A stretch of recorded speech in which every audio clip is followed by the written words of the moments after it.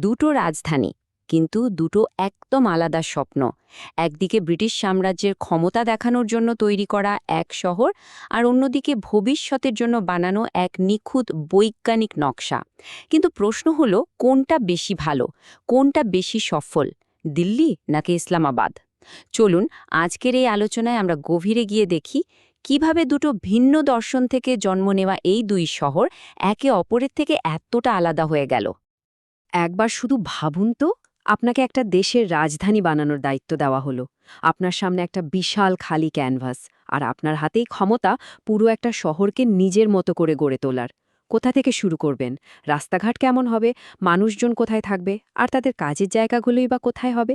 নয়া দিল্লি আর ইসলামাবাদের স্থপতিদের কিন্তু ঠিক এই বিশাল চ্যালেঞ্জটাই নিতে হয়েছিল।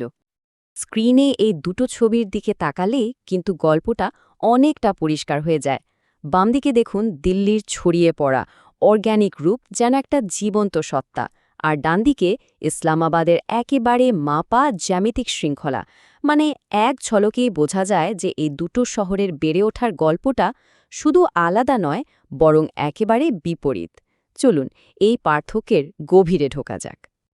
ঠিক আছে, তাহলে চলুন প্রথমে পা রাখি নয়াদিল্লিতে।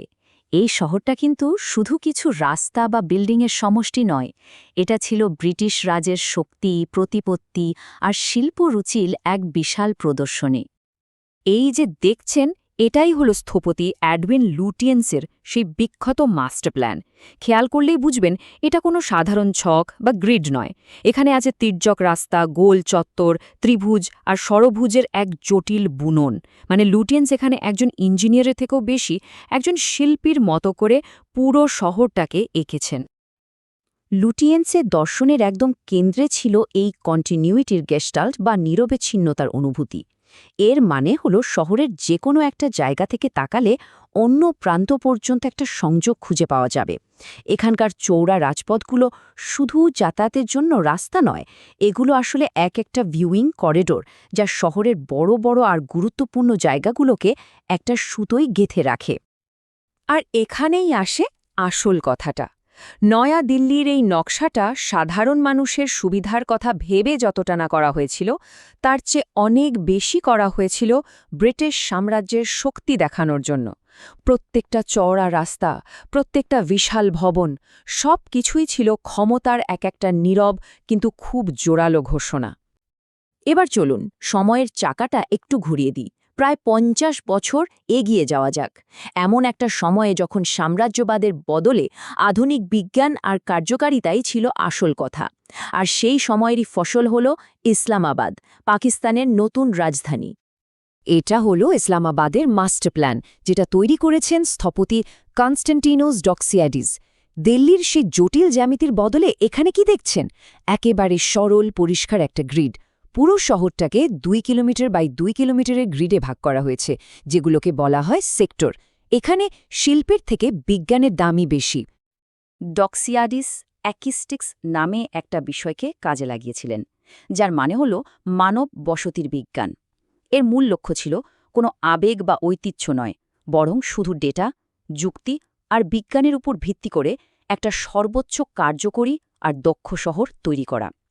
তিনি শহরকে একটা জীবন্ত প্রাণীর বদলে একটা নিখুঁত যন্ত্র হিসেবে দেখতে চেয়েছিলেন। ইসলামাবাদকে ভাবা হয়েছিল একটা ডাইনামেট্রোপোলিস হিসাবে, মানে একটা গতিশীল মহানগর। এর নকশা এমনভাবে করা হয়েছিল যেন শহরটা নিয়ন্ত্রিতভাবে শুধু একদিকেই বাড়তে পারে।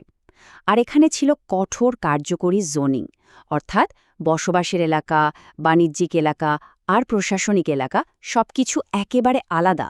একটার সাথে আরেকটা কোনো মিশ্রণ চলবে না। তাহলে আমরা কি পেলাম? দুটো সম্পূর্ণ আলাদা দর্শন।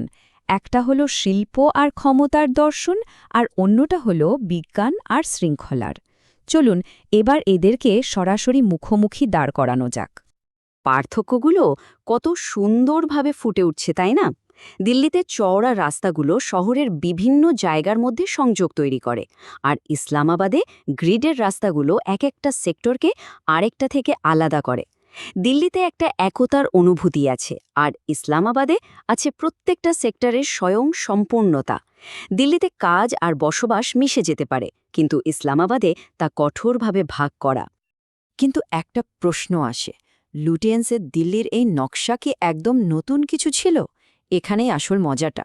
স্ক্রিনে দেখুন, বামে ওয়াশিংটন ডিসির নকশা আর ডানে দিল্লির। মিলটা কিন্তু চোখে পড়ার মতো, তাই না?